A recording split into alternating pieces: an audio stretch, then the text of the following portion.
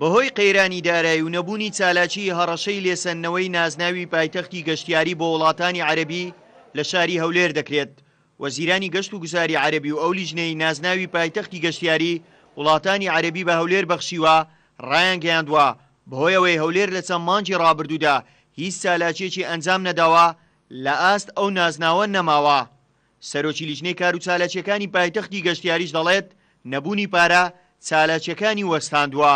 بودجێک تەرخان کرابوو لە بۆ ئەنجامدانی ژمارەیەکی زۆر لە چالاکی لەو وەرزەی ئێستا، بەڵام بەهۆی وەستانی ئەو بودجێ ئێمە ژمارەیەکمان لەو چالاکیانە کەم کردەوە. پێشتر گروپی گەنجبۆشان و داوایەکی یاساییان لەسەر لیژنەی پایتەختی گەشتیاری تۆمار کردبوو. ئەندامێکی ئەو گروپەش دەڵێت ئەوان پارەی خەڵکی هەولێریان بەهەدەرداوە و ئێستاش سەرکەوتوو نەبوونە لە کارەکانیان. ئێمەش گومانەکانمان زیاتر لەوەیە کە هەست دەکەین پارەکان بەهەدەر چووە و بە بێبەرنامە کارەکان ئەنجام درایە. ئەوەی دەبیندرا لە چالاکیەکانی هەولێر بۆ پایتەختی گەشتیاری زۆربەی گروپە بیانیەکان نمایشیان ئەنجام دەدا.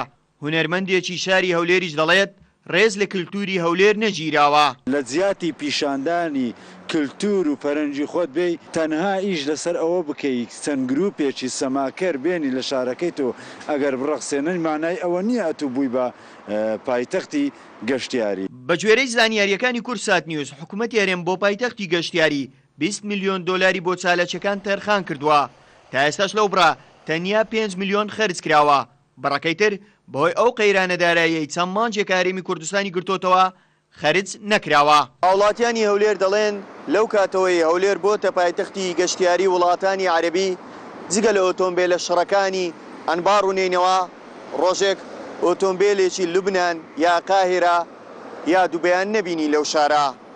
ئەگەر کاری سوا بڕوا و قەیرانی دارایی بەردەوام بێت ئەوە پایتەختی گەشتیاری ئێوە خۆش. هاوکار عەبدوڕەحمان، کورسات نیوز، هەولێر.